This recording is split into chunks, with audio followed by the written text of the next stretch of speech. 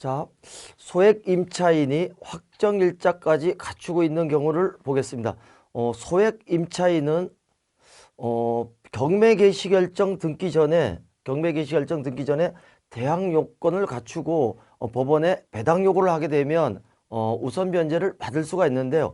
자, 이러한 소액 임차인이 확정일자까지 갖추고 있다는 것이죠. 자, 그렇다면 소액 임차인이 확정일자를 동시에 갖추고 있다는 얘기인데, 자, 이 경우에는 배당 방법이 이렇습니다. 일단 이 임차인에게 유리한 배당을 해줘야 되겠죠. 소액 임차인에 기한 배당하고 확정일자에 기한 배당은 당연히 소액 임차인에 기한 배당이 유리하겠죠. 자, 그러면 첫째, 소액 임차인 지위에게서 먼저 배당을 하고, 즉 우선 변제를 한 다음에 그 나머지 금액을 가지고 확정일자에게서 다시 배당에 참가를 시키는 것이죠. 자, 이런 방법으로 배당을 해야 한다고 하는 것이 우리 판례 입장이고요. 당연히 우리 실무는 판례 입장에 따라 가지고 소액 임차인 지위에게서 배당을 먼저 하고 배당받지 못한 잔액을 가지고 다시 확정일자에게서 배당에 참가를 시키고 있는 것이죠. 자, 결론을 얘기하면 소액 임차인이 동시에 확정일자를 가지고 있다. 자, 이런 경우에 배당은 임차인에게 유리한 소액 임차인에게서 배당을 한 다음에 배당받지 못한 잔액을 기준으로 해가지고 다시 확정일자에게서 배당에 참가한다. 자, 그 다음에 나오는 이 판례는 우리 실무에서 굉장히 중요한 판례고요. 굉장히 깊은 어떤 특별한 의미가 있는 그런 판례고요. 실무상 많이 벌어지는 그런 사례입니다.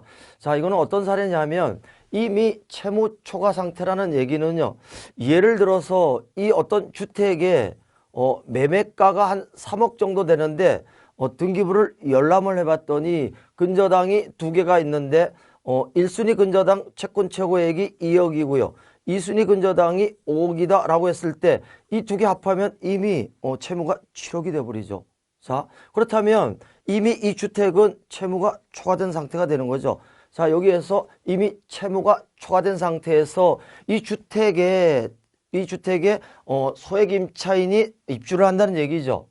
자, 그러면 채무가 이미 초과된 상태에서 채무자 소유의 유일한 주택인데 여기에 소액 임차인이 입주를 한다면 과연 이 소액 임차인은 보호를 받을 수 있을 것이냐? 결론부터 얘기하면 소액 임차인은 원칙적으로는 보호를 받을 수 없다는 것이죠. 왜냐하면 이미 채무 초과 상태에서 소액 임차인이 입주를 하게 되면 일단 이 소액 임차권 설정 행위를 사행위로 간주를 한다는 거죠. 그러나 여기에 있는 이 4가지 사실을 증명을 하게 되면 소액 임차인이 보호를 받을 수가 있습니다.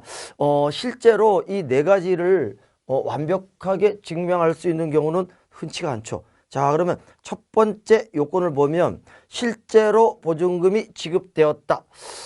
이런 것들은 예를 들어서 보증금을 은행 계좌로 만약에 이체를 했다면 입금 증명서를 첨부를 하면 될 것이고요. 첫 번째 요건은 증명하는데 그렇게 어렵지가 않겠죠. 자, 그러나 두 번째, 보증금의 액수가 적정하다. 이 부분은 물론 이런 경우에 소액 임차인이 입주를 했다는 얘기는 보증금 액수가 적정하지가 않겠죠. 실제 시세보다 상당히 적은 보증금을 지급하게 되는 거죠. 그러나 이제 이런 경우에 임대인의 합의로 해가지고 보증금 액수를 감액을 했다라고 하면 어느 정도는 입증이 될 수가 있고요. 문제는 여기입니다. 여기가 문제인데 이 부분은 임차인이 입증하기가 굉장히 어렵죠. 등기부상 다수의 권리제한 관계가 있다는 얘기는 여기 사례처럼 이렇게 근저당이 2개나 설정돼 있다는 거죠. 합하면 채무가 7억이 되는 거죠. 그런데 그런 권리제한 관계가 있는데도 불구하고 자, 채무 초과 상태를 얼마든지 의심할 수가 있었는데 굳이 임대차 계약을 체결한 원인이 무엇이냐, 사유가 무엇이냐, 그런 사정이 무엇이냐, 이걸 증명을 해야 되는데 이걸 증명하기는 사실상 어렵죠. 그러나 만약에 이 부분을 임차인이 증명을 할 수 있다면 보호를 받을 수가 있다. 즉 우선 변제를 받을 수가 있죠.